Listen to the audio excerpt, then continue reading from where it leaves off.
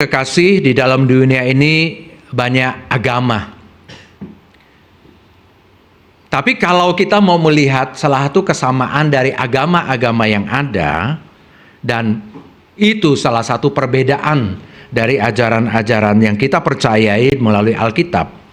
Umumnya agama-agama itu mengajarkan, mungkin yang pertama, manusia itu tidak berdosa, tetapi lebih banyak karena lupa atau karena lalai dalam hidup sehingga melakukan sesuatu yang buruk. Jadi lupa atau lalai. Kedua, manusia itu boleh disebut sebagai manusia berdosa karena seringkali melakukan kejahatan, tetapi manusia itu bisa menyelamatkan dirinya. Manusia bisa menolong dirinya. Manusia bahkan bisa melakukan kegiatan-kegiatan agama tertentu yang kemudian membuat dia hapus dosanya. Umumnya akan seperti demikian. Yang pertama, bahwa manusia itu tidak disebut berdosa, tapi lalai, lupa untuk berbuat baik, lupa siapa diri kita, lupa untuk melakukan apa yang sesuai dengan yang dianggap baik secara hati nurani. Jadi lalai. Supaya tidak lalai, jadi perlu melatih pikiran, melatih hati supaya lebih peka, lebih tajam, lebih mengerti apa yang harus dilakukan dan punya kekuatan untuk melakukan. Jadi yang pertama itu lalai. Yang kedua itu bahwa manusia memang berdosa, bisa disebut berdosa atau berbuat salah atau berbuat yang tidak baik.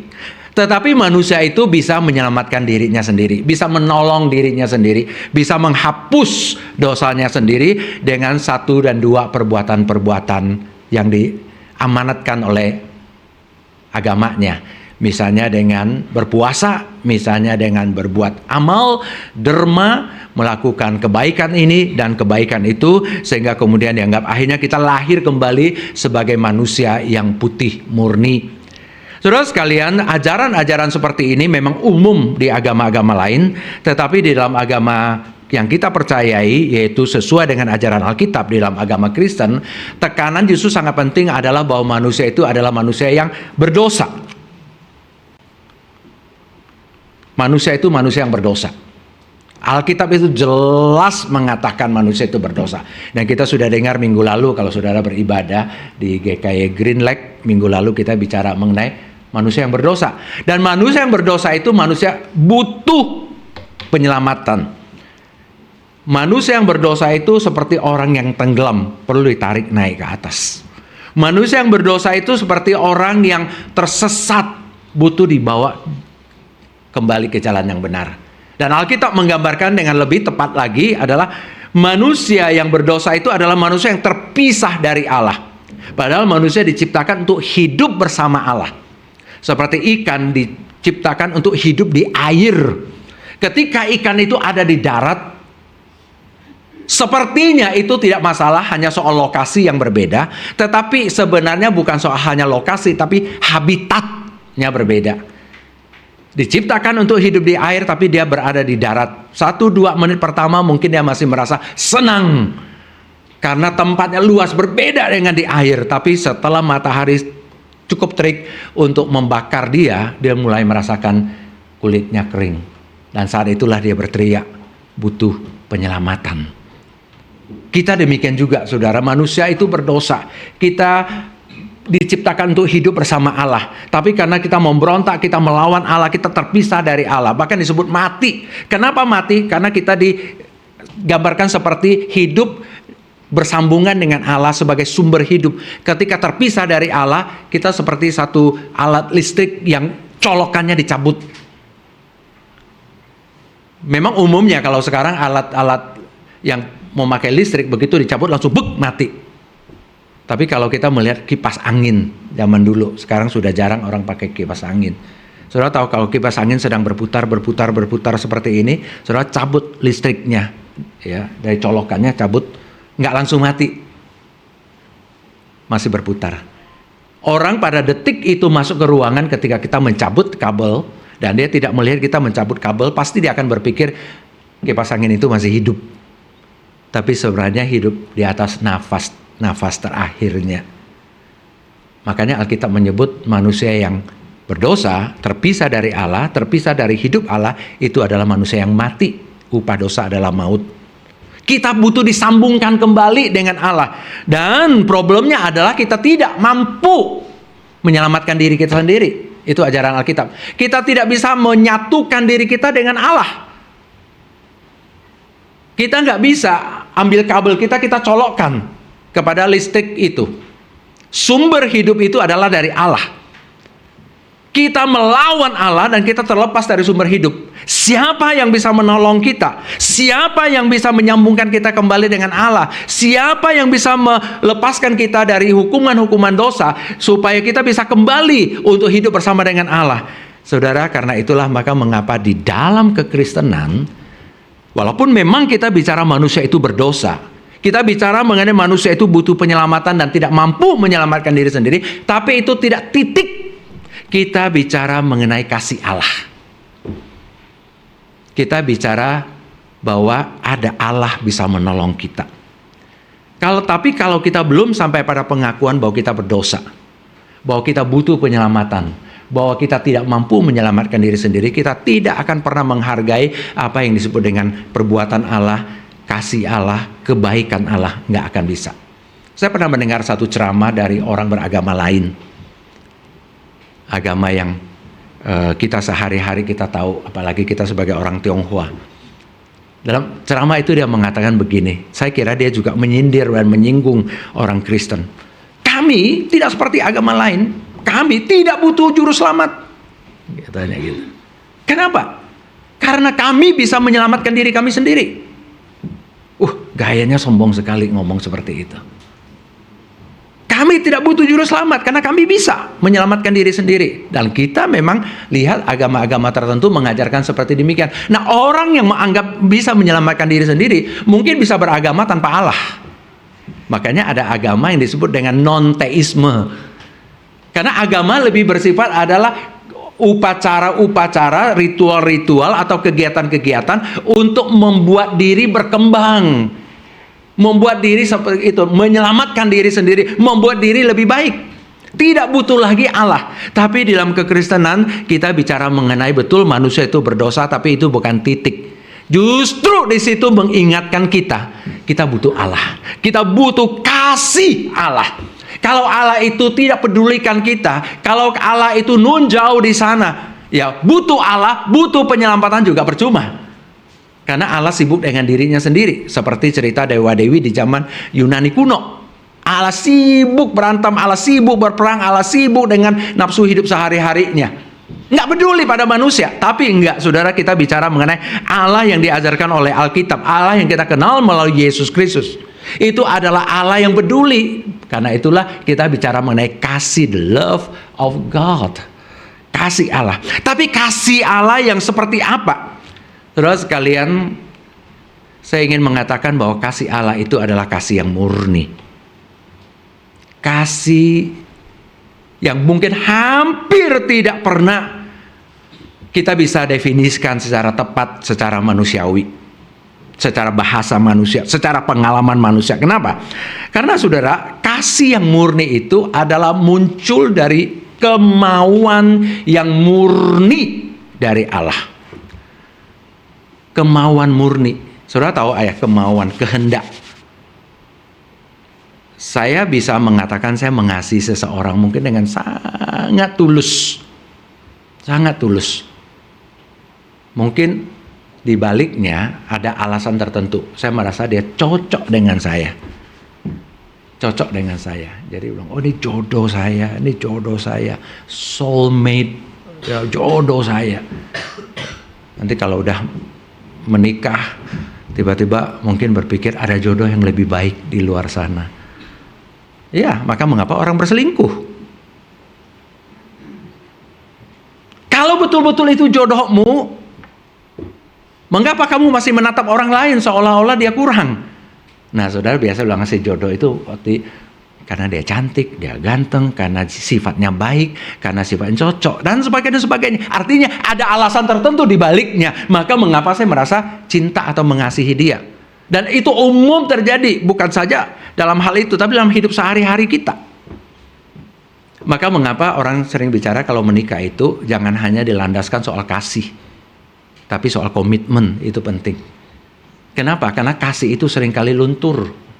Karena seringkali kita mulai mengatakan saya mencintaimu, mengasihimu, karena ada something dalam dirimu yang membuat saya merasa jatuh hati. Ketika something itu mulai memudar, yang hati tadi jatuh saya pungut lagi naik ke atas gitu, nggak jatuh lagi. Bisa terjadi. Maka pernikahan itu selain perlu kasih, memang itu jelas, tapi perlu komitmen, janji setia. Setia sungguh-sungguh. Karena sebenarnya kita sadar kasih kita itu seringkali memandang muka. Saya mengasihi saudara, saya mengasihi saudari, karena saya tahu kamu baik sama saya. Saya mengasihimu. Kasih yang murni kah? Enggak. Itu ada sesuatu yang menjadi alasan. Bukan karena saya mengatakan saya mau mengasihimu dan tidak ada alasan yang lain. Sulit sekali untuk bisa berbuat seperti itu. Tapi justru itulah yang diajarkan oleh Alkitab. Bahwa Allah mengasihi kita dengan kasih yang murni. Kasih yang murni itu muncul dari kemauan diri Allah. Dari kehendak diri Allah. Dari penentuan Allah. Tapi dengan tujuan yang sangat jelas. Untuk manusia. Untuk kebaikan tertinggi manusia. Untuk summum bonumnya manusia. Apa yang paling kau cari dalam hidupmu. Kebahagiaan hidup bersama dengan Allah.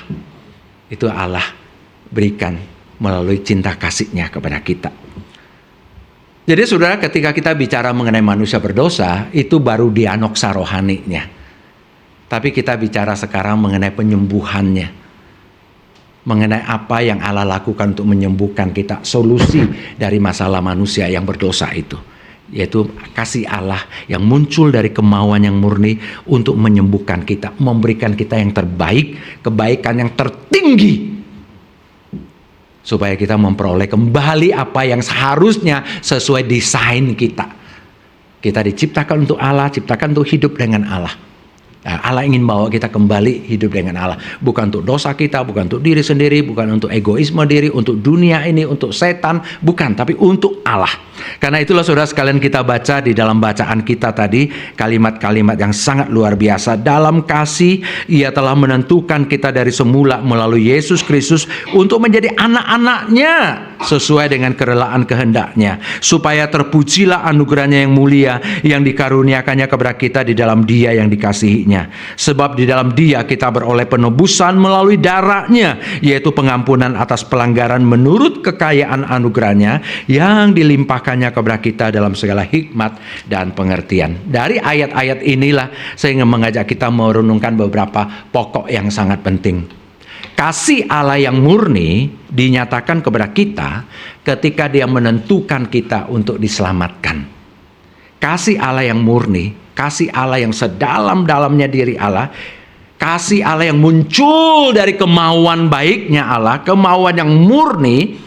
Jadi ketika diekspresikan kepada kita, kasih yang murni itu, yang pertama saudara saya bicara, yakni ketika Dia menentukan kita untuk diselamatkan.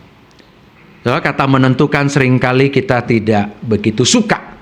Seolah-olah di situ ada pengertian sewenang-wenang, semau-maunya. Tapi saudara sekalian, Alkitab memang menggunakan kata itu. Tapi jelas Allah kalau bertindak tidak semau-maunya Dia. Makanya di ayat ke-8 yang barusan saya baca tadi dikatakan apa saudara? Apa yang Allah lakukan yang dilimpahkan kepada kita berdasarkan hikmat-Nya dan pengertiannya yang paling dalam, yang paling hebat. Manusia bisa berbuat salah, Allah tidak akan bisa berbuat salah. Apa yang Allah lakukan untuk kita berdasarkan hikmat dan pengertiannya. Maka ketika Alkitab mengatakan seperti yang kita baca tadi di ayat ke-5 dikatakan, Ia telah menentukan kita dari semula. Dia menentukan kita dari semula dan sesuai dengan kerelaan kehendak-Nya. Ketika Alkitab bicara mengenai hal ini adalah bicara mengenai Allah dalam kemauannya menentukan kita untuk diselamatkan. Dengan kata lain saudara, Allah putuskan sendiri untuk kita. Allah putuskan sendiri. Nah itu kadang-kadang orang berpikir, masa Allah putuskan sendiri untuk urusan privat saya? Kok Allah yang putuskan? Kok nggak ajak saya negosiasi? Kok nggak rapat dulu dengan saya? Kok nggak musyawarah dengan saya? Kok nggak konsultasi dulu dengan saya? Padahal kan itu urusan untuk saya. Harusnya saya diajak bicara dulu. Kalau Allah ajak kita bicara dulu, mau minta saran kita bagaimana untuk menyelamatkan dirimu, sampai kiamat pun kita nggak akan bisa selamat. Tapi ada orang berpikir gini, saya memang tidak butuh diskusi-diskusi dengan Allah seperti itu. Saya bisa menyelamatkan diri saya sendiri, saya nggak butuh Allah. Jadi dalam hal itu, ini satu sistem pengajaran yang sudah sangat berbeda. Tetapi kalau kita sadar kita nggak bisa menyelamatkan diri sendiri, itu artinya kita tidak bisa berkontribusi sedikit pun kepada untuk Allah, sehingga Allah memakai hal itu untuk menyelamatkan kita. Enggak, kita tidak berkontribusi 0,01% pun untuk apa yang Allah kerjakan untuk kita. Kalau itu 100% murni adalah tindakan Allah untuk kita, maka ini adalah penentuan Allah. Ini adalah kemauan Allah menentukan untuk kita. Jadi tidak mengambil misalnya ada 5%, 10% dari kita, dan kemudian Allah perbaiki itu, dan kemudian dikembalikan ke kita. Sekarang kamu sudah oke, jalan terus. Enggak. Allah juga tidak perlu bertanya kepada kita, mau nggak kamu diselamatkan? Jawaban kita pasti bilang tidak. Karena kita orang berdosa melawan Allah. Atau Allah mencoba mengambil sesuatu yang baik dari kita, dan kemudian, wow luar biasa bagus. Ini menjadi modal kamu untuk saya selamatkan kamu. Tidak. Kita nggak punya modal yang seperti itu. Jadi Allah ketika menyelamatkan kita, dia menentukan di dalam dirinya sendiri. Saudara sekalian, kita agak susah memahami hal ini karena umumnya kalau kita ambil keputusan untuk sesuatu, kita pasti terpikat dulu oleh hal yang kita mau ambil keputusan itu. Sekalipun bilang begini, kita bebas memilih. Tapi pilihan kita itu biasanya sudah terikat dulu oleh apa yang mempesona kita. Misalnya kita ke food court. Kita mau aja apa? Jangan putuskan dulu, kita mutar dulu, gitu kan? Mutarin food courtnya yang banyak sekali apa istilahnya kalau masing-masing counternya gitu ya, yang jualan ini misalnya ada 40 counter yang jualan makanan. Kita akan mutar dulu. Kemudian kita mulai catat, itu enak gitu ya. Tapi jangan putuskan dulu, kita lanjutkan lagi. Itu juga kalian enak, yang tadi mungkin soto Makassar, yang ini ikan bakar Manado nih. Wah lumayan nih babi panggang gitu ya. Kalau ke Dragon Point sana kan banyak sekali kita bisa lihat gitu. Dan kemudian lama-lama kita apa yang kemudian akhirnya kita bilang, saya pesan ini. Apa yang paling kuat menarik perhatian kita? Apa yang paling kita rasanya enak, walaupun belum tentu enak, mungkin gambarnya, mungkin apa, tapi yang paling munculkan selera kita. Dan kita balik lagi ke stall itu, kemudian kita pesan. Apakah dari 40 itu semua saya bebas memilih? Enggak. Ada sesuatu yang mengikat saya. Keputusan saya saat itu sudah nggak murni. Karena apa yang saya mau ambil, itu sudah menarik perhatian saya dulu. Jadi sedikit banyak dia sudah mengikat saya untuk ambil dia.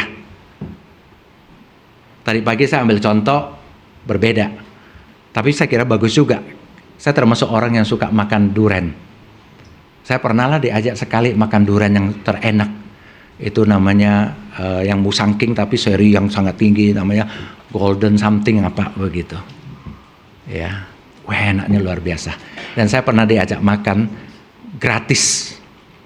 Benar-benar gratis. Jadi saya mau makan berapa banyak pun tidak ada yang melarang saya gitu. Saudara bayangkan ya, kalau orang ini mengajak saya makan, dia sampai pesen itu truk durian itu datang ke rumah dia untuk itu di Singapura. Pasti mungkin kalian yang tahu ada yang suka durian di Singapura, ajak makan. Itu saya boleh makan berapapun karena di truknya itu banyak sekali karena baru turun dari Johor. Saudara bayangkan nggak kalau di situ saat itu tersedia yang begitu enak, begitu hebat di Indonesia saya mungkin nggak akan pernah dapatkan dan gratis lagi. Kemudian di sebelahnya itu ada orang menawarkan saya jambu klutuk misalnya. Pak Andreas bebas memilih, silakan mau segerobak jambu klutuk atau musangking yang terenak ini. Pasti saya akan memilih musangking, ya ibu aja tahu, gitu kan? Kenapa? Apakah saya sangat bebas? Enggak, karena selera saya terikat sudah dan saya merasa ini memang jambu klutuk kan di kampung juga saya ada, gitu kan ya. Dan enggak mungkin saya akan memilih itu. Saya akan memilih musangking ini. Jadi ketika saya menentukan, itu sebenarnya saya sudah diikat oleh musangking itu. Saya bisa bohong-bohongan bilang, enggak, saya mau menunjukkan kebebasan saya bisa memilih jambu klutuk ini. Habis itu menyesal setengah mati kan ya? Pasti menyesal setengah mati. Kenapa? Bukan betul-betul keluar dari kemauan murni saya. Hanya gaya-gayaan aja bahwa saya bebas kok milih. Ini nanti teman-teman saya semua makan musangking, saya lagi gigit-gigit jambu kelutuk di sini. Apa nggak nangis begitu kan? Karena nggak sesuai. Nah, saudara, ini ketika Allah bilang Dia mengasihi kita dan itu ada keluar dari kemauan Dia yang murni, maka digunakan istilah di dalam kasih Ia menentukan kita dari semula. Ini bukan soal Allah sewenang-wenang, enggak, tapi bahwa sebenarnya ketika Allah menentukan untuk menyelamatkan kita, bukan ada sesuatu yang mengikat Allah untuk memilih kita, untuk menyelamatkan kita, enggak, tapi semata-mata betul-betul murni 100% keluar dari hati Allah. Maka saudara sekalian, di dalam ajaran John Calvin, ajaran teologi reform, ajaran teologi yang kita pegang di dalam GKY, kita selalu diingatkan bahwa kalau Allah mengasihi kita dan memberikan kita Yesus Kristus sehingga menyelamatkan kita, ketika sampai pada bahwa Allah mengasihi kita, itu adalah sesuatu yang sudah ujung dari semua apa yang Allah lakukan untuk kita. Soalnya gampang saudara, kalau kita mencoba urut kembali ke belakang. Kalau kita sudah diselamatkan, ketika orang bertanya kepada kita, mengapa kamu bisa diselamatkan? Ya, kita akan bilang, oh karena waktu itu saya ikut KKR atau diinjili oleh seorang jemaat di GKY Green Lake dan saya terima Yesus. Tapi mengapa kamu orang berdosa bisa terima Yesus? Oh karena ada Roh Kudus yang membuka hati pikiran saya untuk terima Yesus. Mengapa Roh Kudus membuka hati dan pikiranmu?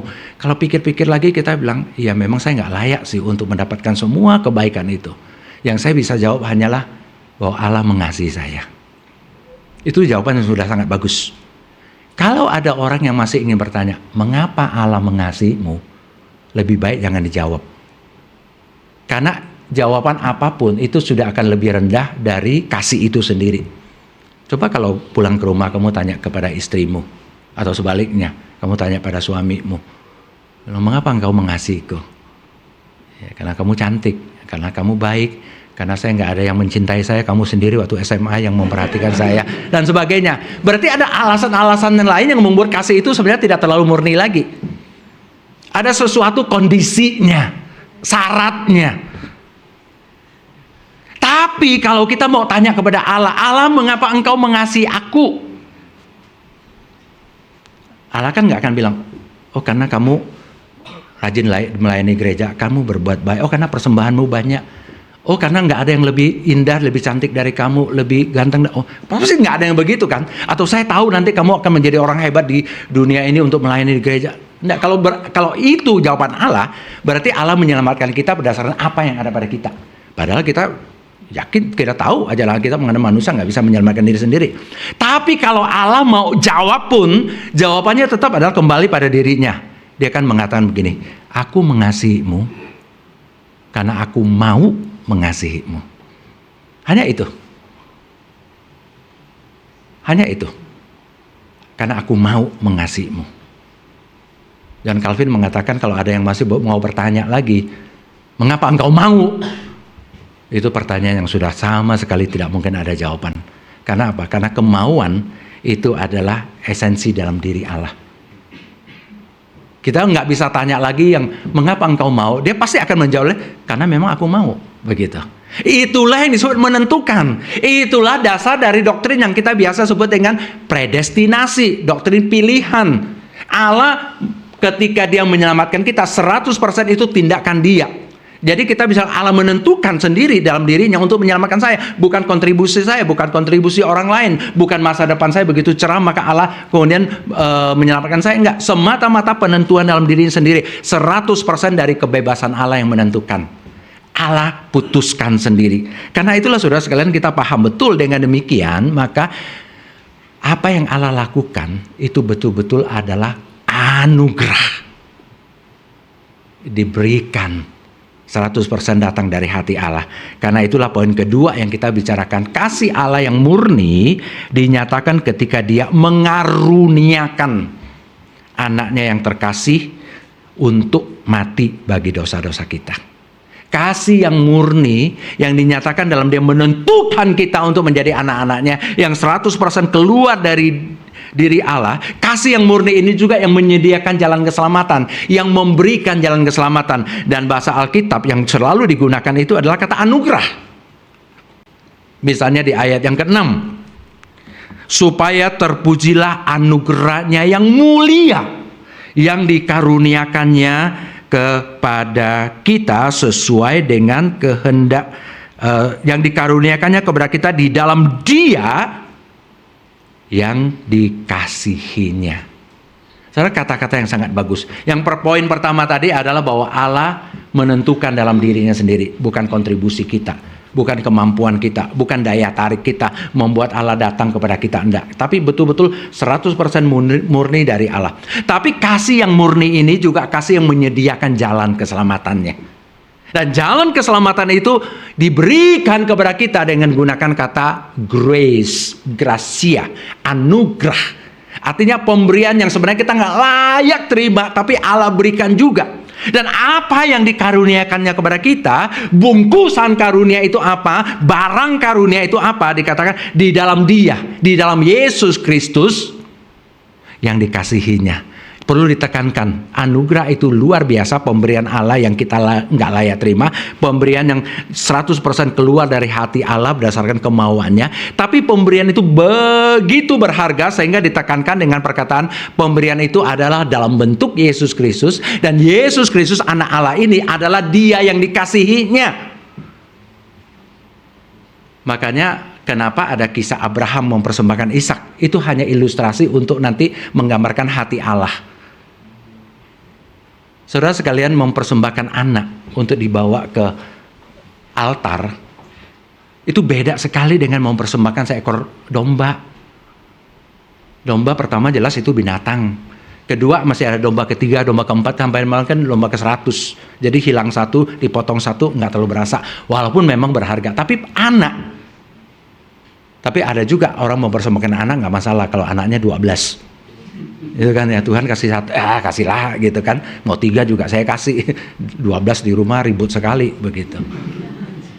Tapi ini anak tunggal, maka mengapa Alkitab selalu menekankan the only begotten God. Allah, Yesus Kristus itu, anak Allah itu adalah anak tunggal Allah. Sebenarnya adalah anak satu-satunya. Dan di sini ditekankan Dia yang satu-satunya itu adalah Dia yang dikasihi. The beloved dalam bahasa Inggris itu, kalau NIV terjemahkan in the one He loves. Kalau terjemahan lain pakai kata Inggris kuno beloved, yang dikasihinya. Artinya anak Allah ini, Yesus Kristus ini adalah hati Allah itu sendiri. Dan hati Allah itulah yang diberikan kepada kita sebagai jalan keselamatan untuk kita. Dan itu disebut anugerah, karena memang kita sama sekali nggak ada kontribusi apapun untuk mendapatkannya. Kalau kita berlomba dan menang, dan kemudian dikasih piala, dikasih hadiah, bukan anugerah. Itu adalah balas jasa kita, balas kehebatan kita. Itu adalah satu reward untuk kita.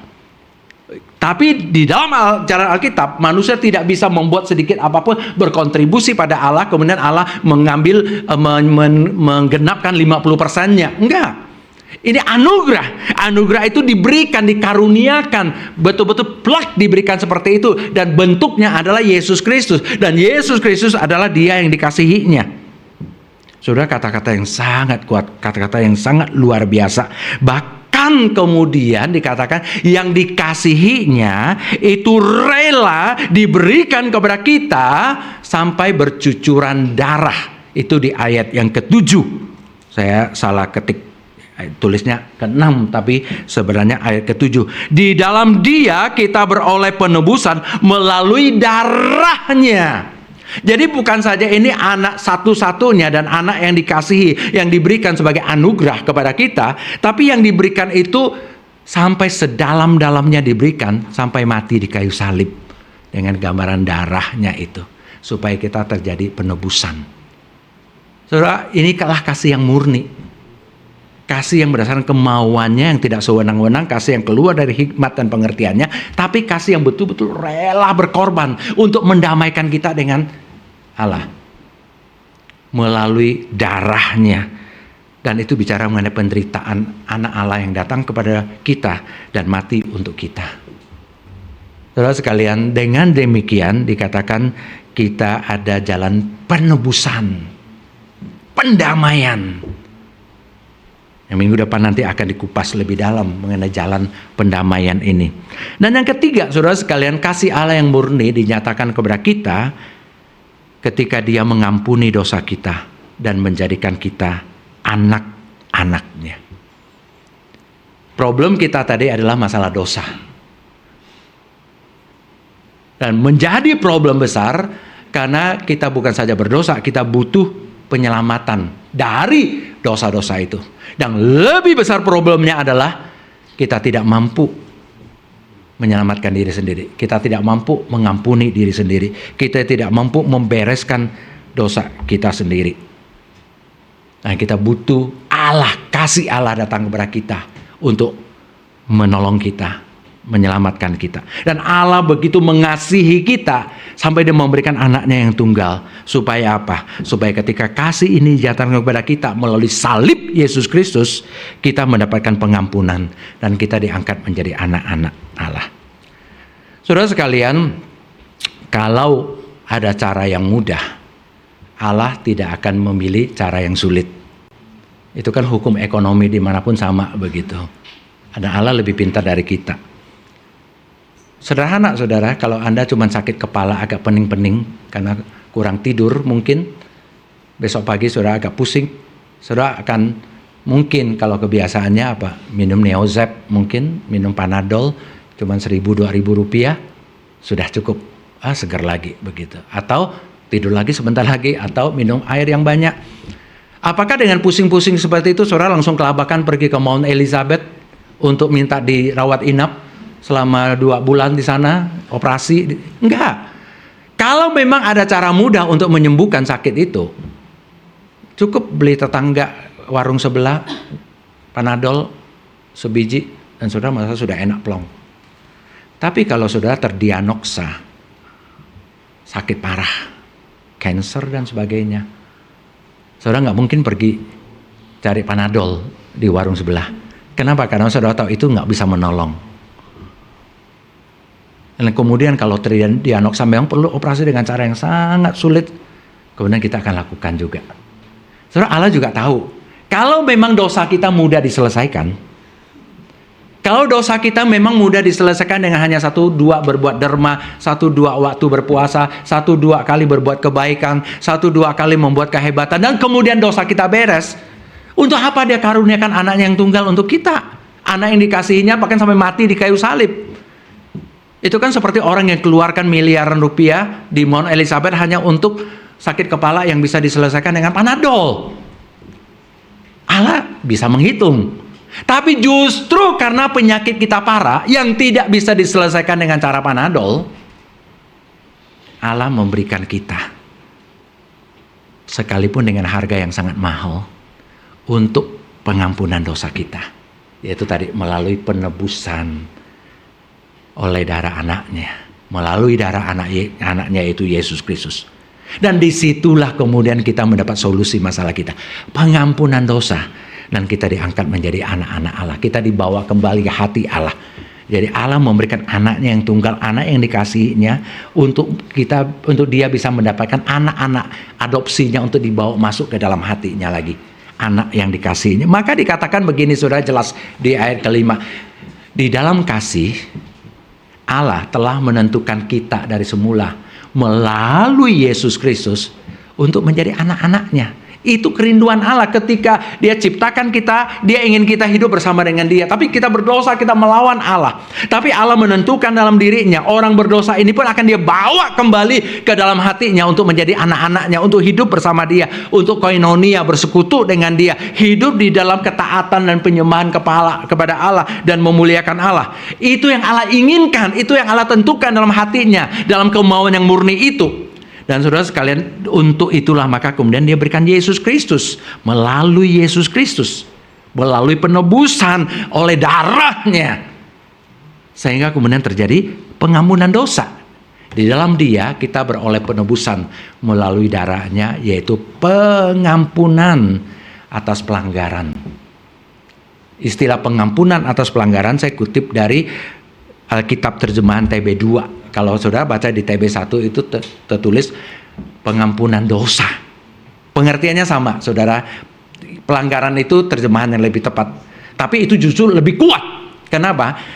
Kita seringkali berpikir dosa dengan cara yang agak bermain-main. Dosa lo, nggak boleh lo, gitu kan ya. Dosa jadi kayak barang mainan.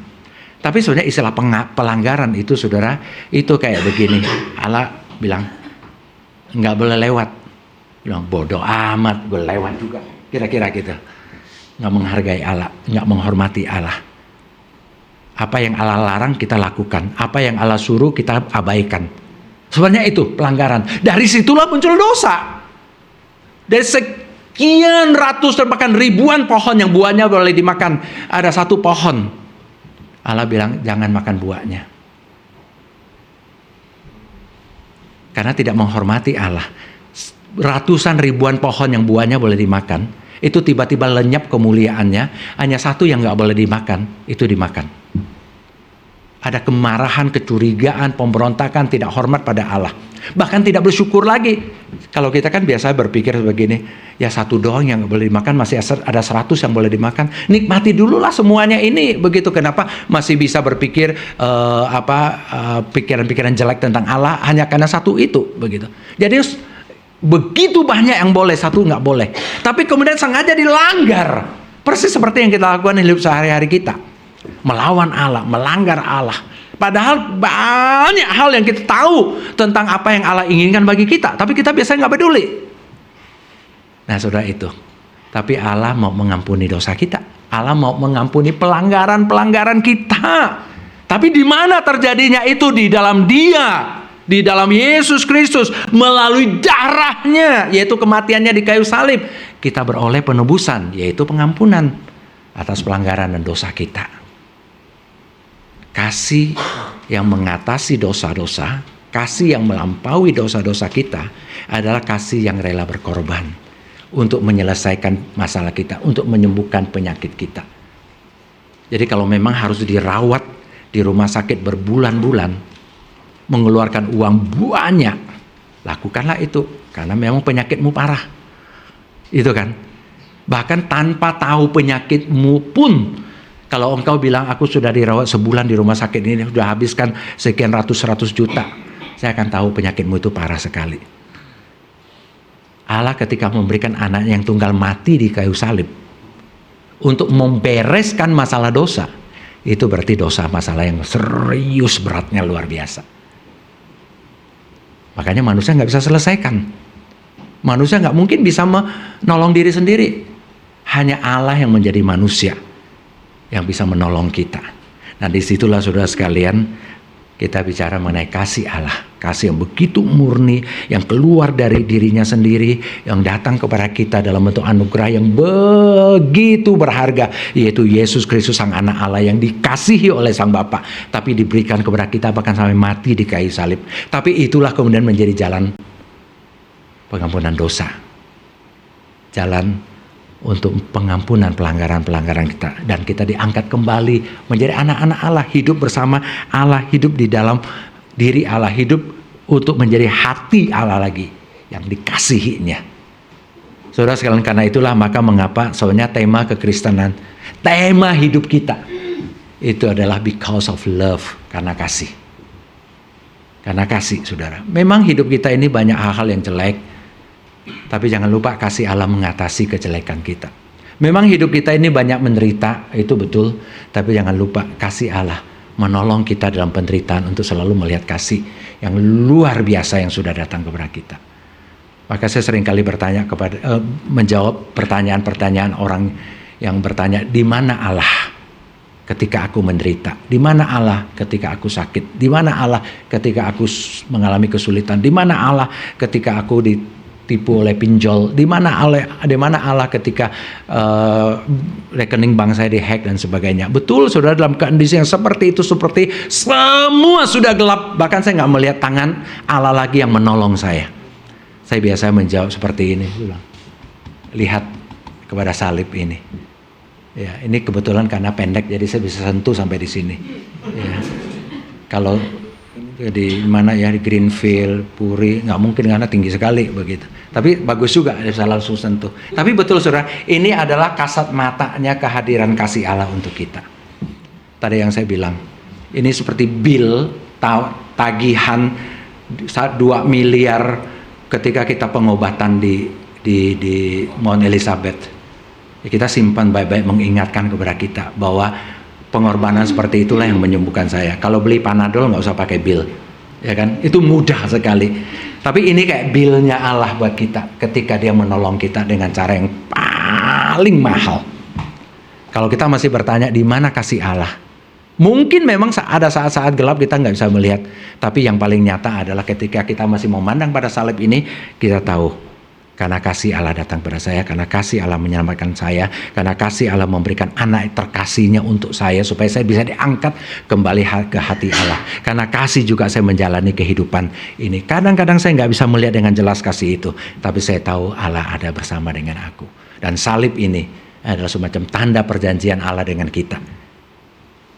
Pelangiknya Allah untuk mengatakan Dia mengasihi kita dan Dia mau mengatasi dosa-dosa kita. Bagi saudara yang belum bertobat, belum percaya Yesus, belum terima Yesus dalam hati, saudara lihatlah kepada kasih itu dan terima Tuhan Yesus. Bagi kita yang sudah terima Yesus, hiduplah dalam kasih salib Yesus Kristus itu.